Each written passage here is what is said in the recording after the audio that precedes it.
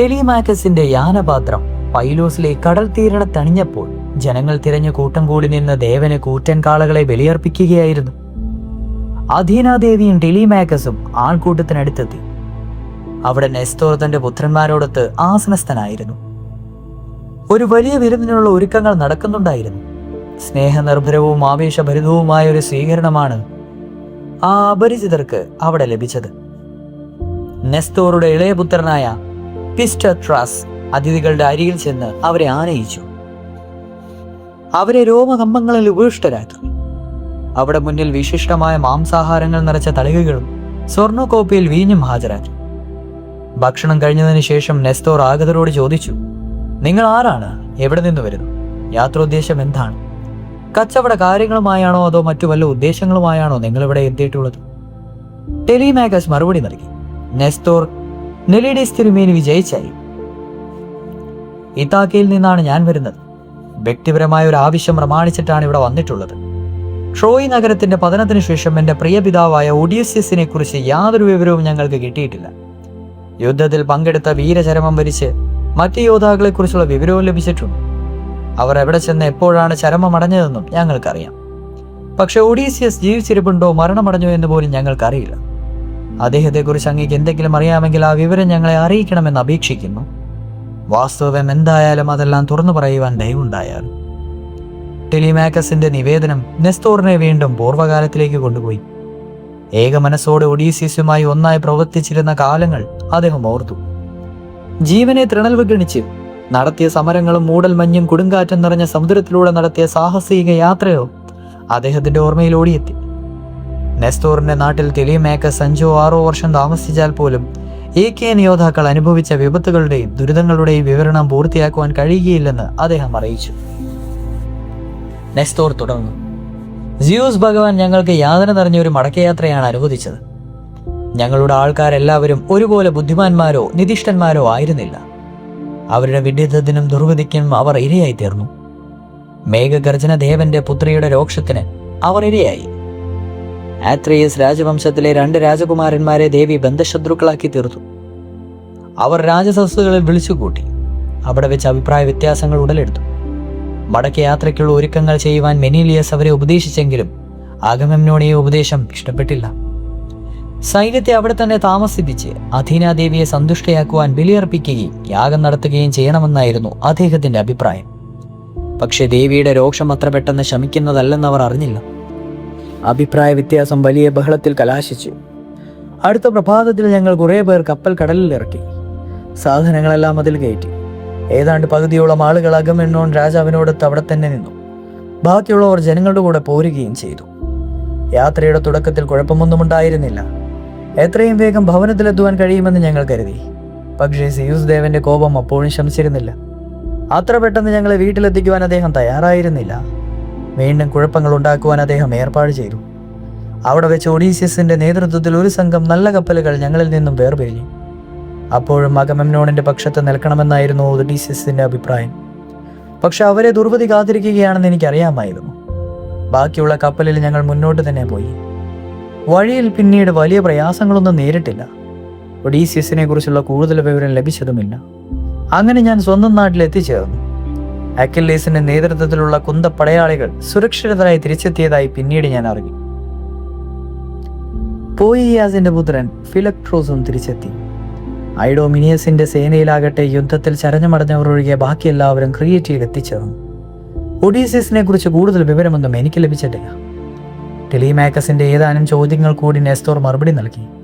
സൂര്യാസ്തമനം കഴിഞ്ഞതോടെ പൊസൈഡൻ ദേവനും മറ്റും അനശ്വര ദേവകൾക്കും ബലിയർപ്പണം നടന്നു. തുടർന്ന് വിഭവ സമൃദ്ധമായ ഭക്ഷണം കഴിഞ്ഞപ്പോൾ അഥീനയും ടെലിമാക്കസും കപ്പലിലേക്ക് മടങ്ങുവാൻ യാത്രയായി. പക്ഷെ അത്ര പെട്ടെന്ന് അവരെ വിട്ടയക്കുവാൻ നെസ്തോർ ഒരുക്കമല്ലായിരുന്നു. അദ്ദേഹം പറഞ്ഞു, ഞാനൊരു കീറത്തോടും കൂടിയുമില്ലാതെ നിസ്വനാണെന്ന മട്ടിൽ നിങ്ങളെ വെറും കൈയിലൂടെ വിട്ടയക്കുവാൻ എനിക്ക് കഴിയില്ല. ഈശ്വരകൃപയാൽ നിങ്ങൾക്ക് വേണ്ടത് നൽകുവാനുള്ള ശേഷി ഇപ്പോൾ എനിക്കുണ്ട്. എൻ്റെ കൈവശം ധാരാളം കമ്പളങ്ങളും ഉപദാനങ്ങളുമുണ്ട്. നിങ്ങൾ കപ്പലിന്റെ മേൽത്തട്ടിൽ വെറും തറയിൽ കിടന്നുറങ്ങുവാൻ ഞാൻ അനുവദിക്കുകയില്ല. ഇതിന് മറുപടി അഥീനാദേവിയാണ് പറഞ്ഞത്.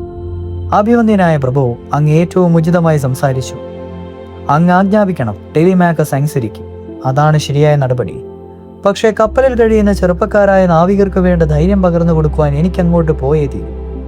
ഇന്ന് രാത്രി ഞാൻ ആ പഴയ കപ്പലിൽ കഴിഞ്ഞുകൊള്ളാം. ടെലിമാക്കസ് അങ്ങയുടെ ഭവനത്തിൽ തന്നെ വിശ്രമിച്ചു കൊള്ളട്ടെ. പക്ഷേ എനിക്ക് നാളെ കാക്കേണിയാൻ വർഗക്കാരെ സന്ദേശിക്കുന്നുണ്ട്.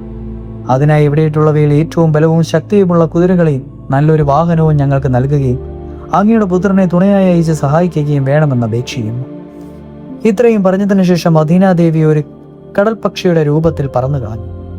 ഈ ആഴ്ച കണ്ടു നിന്നവരെല്ലാം അത്ഭുതപ്പെടുത്തി. ടെലിമാക്കസിന്റെ സുഹൃത്തായി വന്നിട്ടുള്ള ദേവഗണത്തിൽപ്പെട്ട ആരെങ്കിലുമെന്ന് അവർക്ക് വ്യക്തമായി. അന്ന് രാത്രി ടെലിമാക്കസ് നെസ്തോർ രാജാവിന്റെ അതിഥിയായി അവിടെ തന്നെ ശയിച്ചു. അടുത്ത പ്രഭാതം സുഹൃത്തിന്റെ മകനായ ടെലിമാക്കസിന് നെസ്തോർ രാജകീയമായ സത്കാരം ഏർപ്പെടുത്തി. പ്രാർത്ഥനയ്ക്കും ഭക്ഷണത്തിനും ശേഷം ടെലിമാക്കസ് യാത്രപ്പെടുവാൻ തയ്യാറായി. വേഗമേറിയ കുതിരകളെ പൂട്ടിയ ഒരു വാഹനം രാജാവ് അദ്ദേഹത്തിന് സമ്മാനിച്ചു. അപ്പവും വീഞ്ഞും മാംസഭക്ഷണങ്ങളും വേണ്ടുവോളം സംഭരിക്കപ്പെട്ടു. നെസ്തോർ രാജാവിന്റെ മകൻ പിസിസ്ട്രാഡ് നെസ്ട്രഡീസ് ടെലിമാക്കസിനെ അനുഗമിക്കുവാൻ വണ്ടിയിൽ കയറി വന്നു. പിസിസ്ട്രാസിന്റെ ആജ്ഞ ലഭിച്ച മാത്രയിൽ കുതിരകൾ വായുവേഗത്തിൽ മുന്നോട്ട് കുതിച്ചു. രാത്രിയോടുകൂടി അവർ ഫിറോയിൽ എത്തിച്ചേർന്നു. അവിടെയാണ് ഓർട്ടിലോക്കസിന്റെ പുത്രനായ ഡയാക്ലീസ് വസിക്കുന്നത്. അന്ന് രാത്രി അവർ അവിടെ എത്തി. അടുത്ത പ്രഭാതത്തിൽ വീണ്ടും അവരുടെ അശ്വവാഹനം മുന്നോട്ട് കുതിച്ചു. മണലാരണ്യവും കടന്ന് സമൃദ്ധമായ ഗോതമ്പ് വിളഞ്ഞു നിൽക്കുന്ന വിശാലമായ ഒരു സമതല പ്രദേശത്തിൽ അവർ എത്തിച്ചേർന്നു. മഞ്ഞ നിറപുറണ്ട ഗോതമ്പ് വയലുകൾക്കപ്പുറം സൂര്യൻ അസ്തമിക്കുകയും ഇരുൾ പരക്കുകയും ചെയ്തതോടെ അവർ മെനീലിയസിന്റെ കൊട്ടാരത്തിന് സമീപം എത്തിക്കഴിഞ്ഞു. മെനീലിയസിന്റെ കൊട്ടാരത്തിൽ ഒരു ഉത്സവത്തിന്റെ ആവേശവും സന്ദേശവും നിറഞ്ഞുകൊണ്ടിരുന്നു. വമ്പിച്ചൊരു വിരുന്ന് സത്കാരം നടന്നുകൊണ്ടിരിക്കുമ്പോഴാണ് ടെലിമാക്കസ് അവിടെ എത്തിയത്. മെനീലിയസ് രാജാവിന്റെ മക്കനും മക്കളുടെ ബഹുമാനാർത്ഥം സംഘടിക്കപ്പെട്ട വിരുന്നായിരുന്നു അത്. രാജാവ് മകളെ വീരന്റെ സമീപത്തേക്ക് അശ്വങ്ങളുടെ രഥങ്ങളുടെയും അകമ്പടിയോടെ അയക്കുവാനുള്ള ഒരുക്കങ്ങൾ നടത്തുകയായിരുന്നു. അജയ പ്രതാപശാലിയായ അക്കില്ലേസിന്റെ പുത്രനാണ് വരെ. അതേസമയം മെനീലിയസിന്റെ പുത്രനായ മെഗോപെന്തീസും വിവാഹിതനാകുന്നു. സ്പാർട്ടയിലെ അലക്ടർ രാജാവിന്റെ പുത്രിയാണ് പ്രതിശത്രുവത്. മെനീലിയസിന്റെ ഒരു അടിമ സ്ത്രീയിൽ ജനിച്ച പുത്രനാണ് മെഗാപൊദ്ദിസ്. ദിവ്യവും മധുരവുമായ സംഗീതം ആ അന്തരീക്ഷത്തെ പുളകം കൊള്ളിപ്പിച്ചു. സംഗീതത്തിന്റെ തോളത്തിനൊത്ത് പ്രഗത്ഭന്മാരായ കൊട്ടനർത്തകർ ചുവട് വെച്ച് നൃത്തം ചെയ്തു. അജ്ഞാതരായ ആഗതരുടെ വരവിനെ കുറിച്ചറിഞ്ഞ മെനീലിയസ് ഉടൻ തന്നെ അവരെ കൂട്ടിക്കൊണ്ടുവരുവാൻ ഒരു സേവകരെ ചുമതലപ്പെടുത്തി. ഏതാനും പേർ ഓടിച്ചെന്ന് വിയർപ്പിൽ കുളിച്ചു നിന്ന കുതിരകളെ അഴിച്ച് ലായത്തിൽ കൊണ്ടുപോയി ഭക്ഷണം കൊടുത്തു. ആഗതരെ അത്യാദരവോടെ സ്വീകരിച്ച് കൊട്ടാരത്തിലെ സ്വീകരണ മന്ദിരത്തിലേക്ക് കൊണ്ടുപോയി.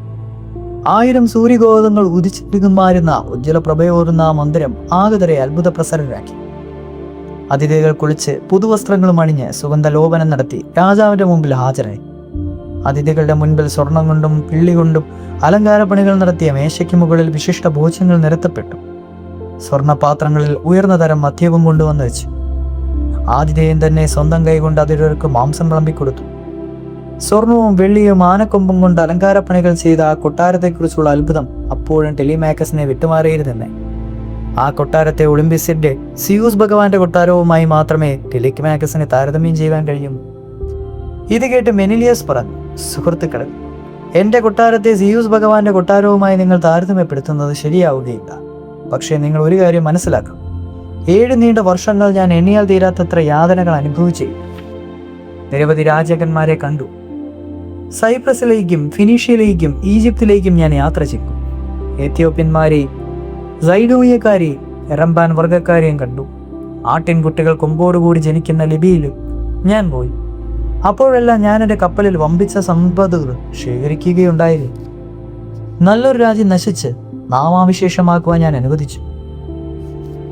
ഷോയിലെ രണാങ്കണത്തിൽ എത്ര ധീരസേനാനികൾ ബലിയർപ്പിക്കപ്പെട്ടു. അതൊന്നും ചെയ്യാത്ത ആ രാജ്യത്തിന്റെ 1/3 ഭാഗം കൈവശം അനുഭവിച്ച് വീട്ടിൽ താമസിച്ചിരുന്നുവെങ്കിൽ എത്ര നന്നായിരുന്നു. അവിടെ ആത്മാഹൂതി ചെയ്യപ്പെട്ടവർക്കെല്ലാം ഓർത്ത് ഞാൻ അണിഞ്ഞ് ദുഃഖിക്കുന്നില്ല. പക്ഷേ കൂട്ടത്തിൽ ഒരാളുണ്ട്, എൻ്റെ നിശകളെ നിദ്രാവിഹീനകളാക്കി എൻ്റെ ആഹാരത്തിന് രുചിയില്ലാതാക്കുകയും ചെയ്യുന്ന ഒരാൾ. അദ്ദേഹത്തിന്റെ വിരഹം സഹിക്കുവാൻ എനിക്ക് വളരെ വിഷമമുണ്ട്. സ്വന്തം ജീവനെ പോലും ത്രണവൽക്കരിച്ച് കഠിന പ്രയത്നം ചെയ്ത ഒഡീസിയസ് ആണ് ആ മഹാൻ. ഒരിക്കലും തീരാത്ത യാതനകളായിരുന്നു അദ്ദേഹത്തിന് വിധിക്കപ്പെട്ടത്. അദ്ദേഹത്തെ ഓർത്ത് വിലപിക്കുവാനുള്ള ദുർഗതി എനിക്ക്. അദ്ദേഹം ഇതുവരെ തിരിച്ചെത്തിയിട്ടില്ല. എന്താണ് അതിൻ്റെ കാരണമെന്ന് എനിക്ക് അറിഞ്ഞുകൂടാ. അദ്ദേഹത്തിന്റെ പ്രിയജനങ്ങൾ വൃദ്ധനായ ലൈറ്റീസ്, കുലീനനായ പൈനോലോപ്പി, കേവലം ശിശുപാറായത്തിൽ അദ്ദേഹം വിട്ടുപോയ ടെലിമാക്കസ്, ഇവരെല്ലാം അദ്ദേഹത്തെക്കുറിച്ച് ഓർത്ത് ഇപ്പോഴും വിലപിക്കുന്നുണ്ടായിരിക്കും. പിതാവിനെക്കുറിച്ചുള്ള പരാമർശം കേട്ടപ്പോൾ ടെലിമാക്കസിന് വികാരങ്ങൾ നിയന്ത്രിക്കാൻ കഴിഞ്ഞില്ല. അദ്ദേഹത്തിന്റെ നയനങ്ങളിൽ അശ്രപൂർണങ്ങളായി. കഞ്ചുകം കൊണ്ട് നയനങ്ങൾ മൂടിമറയ്ക്കുവാൻ അദ്ദേഹം ശ്രമിച്ചു. ഇത് ശ്രദ്ധിച്ച മെനീലിയസ് അല്പനേരം നിശബ്ദനായി. ഈ സന്ദർഭത്തിലാണ് ഹെലൻ റാണി മാളിക മുകളിൽ നിന്ന് സൗഭാഗ്യ സമ്പൂർണമായ അറയിൽ നിന്നും പുറത്തു വന്നത്. വിശ്വമോഹിനിയായ ഹെലൻ ഒരു ദേവതയെപ്പോലെ മനോഹരണിയായിരുന്നു. രാജ്ഞി ഭർത്താവിനോട് എല്ലാ കാര്യങ്ങളും ചോദിച്ചത്. ഒടുവിൽ തന്റെ അഭ്യൂഹം രാജാവിനെ അറിയിച്ചു. നമ്മുടെ ഭവനത്തിലെത്തിയിട്ടുള്ള ഈ വിശിഷ്ടാതിഥികളിൽ ആരെയാണ് നമുക്കെന്ന് അറിയാമോ പ്രഭു? ഒരുപക്ഷെ എനിക്ക് തെറ്റിയതായിരിക്കും, എങ്കിലും അത് സത്യമാണെന്ന് എൻ്റെ മനസ്സ് പറയും. ഈ യുവാവും ഒഡീസിയസും തമ്മിലുള്ള രൂപസാദൃശ്യം എന്നെ അത്ഭുതപ്പെടുത്തും. ഞാൻ കാരണം നമ്മുടെ രാജ്യങ്ങൾ ഒന്നിച്ച് ട്രോയെ ആക്രമിക്കുവാൻ പോയപ്പോൾ കേവലം ശിശുപ്രായത്തിൽ ഒഡീസിയസ് വിട്ടുപോയ ടെലിമാക്കസ് ആണ് ഈ യുവാവ്. ദേവി ഇപ്പോൾ എനിക്ക് അങ്ങനെ തന്നെ തോന്നും. അതേ കൈകൾ, അതേ മുഖം, സംഭാഷണ രീതിയും അത് തന്നെ. പിസ്റ്റിസ്ട്രാസ് രാജകുമാരൻ ഈ സംഭാഷണം ശ്രദ്ധിച്ചുകൊണ്ടിരിക്കുകയായിരുന്നു. തങ്ങൾ ആരാണെന്ന് ഇനിയും വെളിപ്പെടുത്താതിരിക്കുന്നത് ഉചിതമല്ലെന്ന് അദ്ദേഹത്തിന് തോന്നി. അദ്ദേഹം പറഞ്ഞു, തിരുമേനി, അങ്ങയുടെ ഊഹം ശരിയാണ്. മഹാനായ ഒഡീസിയസിന്റെ പുത്രൻ ടെലിമാക്കസ് തന്നെയാണ് ഈ യുവാവ്. ഞാൻ നെസ്തോർ രാജാവിന്റെ മകൻ പിസിസ്ട്രാസ്. അങ്ങനെയിൽ നിന്ന് ഒഡീസിയസിനെ കുറിച്ച് എന്തെങ്കിലും അറിയാനാണ് രാജകുമാരൻ ഇവിടെ വന്നിട്ടുള്ളത്.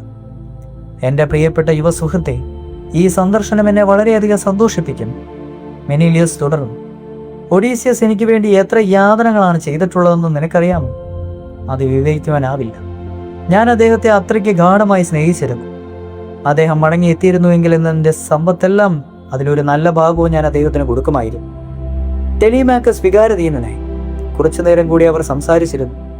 പിന്നീട് വിഭവ സമൃദ്ധമായ ഭക്ഷണം കഴിച്ച് സംതൃപ്തരായി. അവരുടെ മദ്യത്തിൽ ഹെലൻ രാജ്ഞി അത്ഭുതശക്തിയുള്ള ഒരു ദ്രാവകം കലർത്തിയിരുന്നു.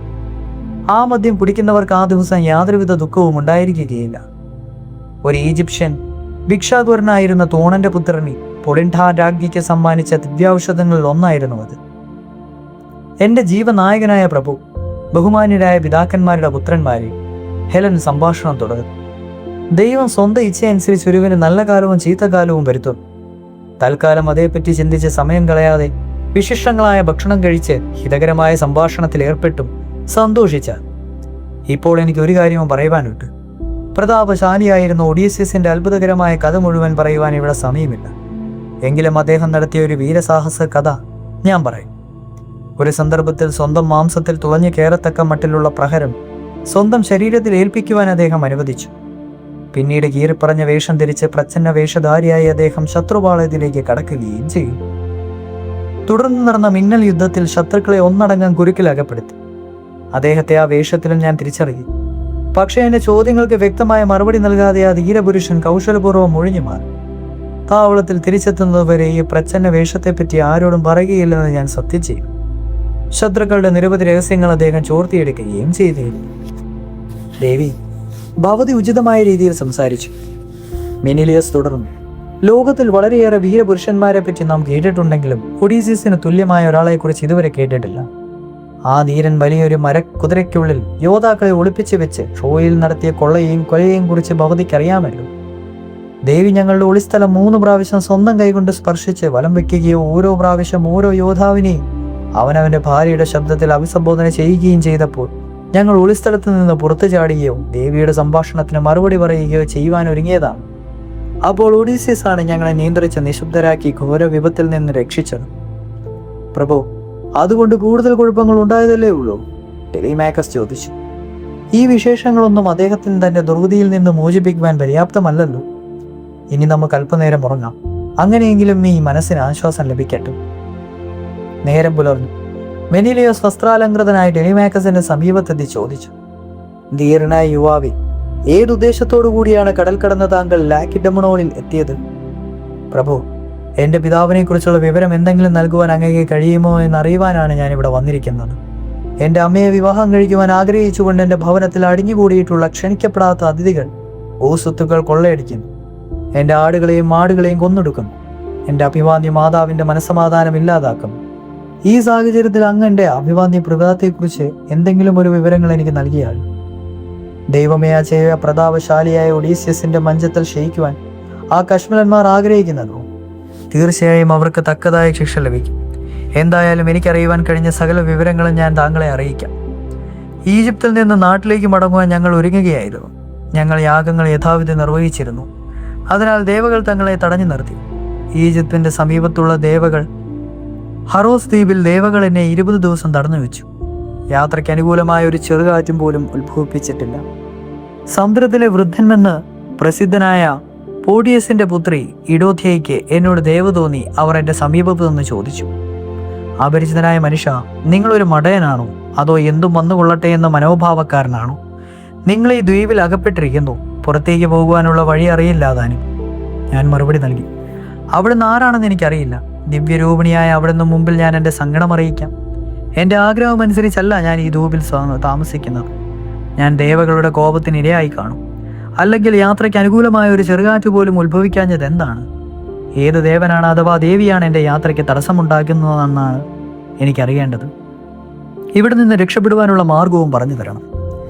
ഈ സ്ഥലത്തിൻ്റെ അധിപൻ സമുദ്രത്തിലെ വൃദ്ധൻ എന്നറിയപ്പെടുന്ന അനശ്വരനായ ഈജിപ്ഷ്യൻ പ്രോട്രിയസ്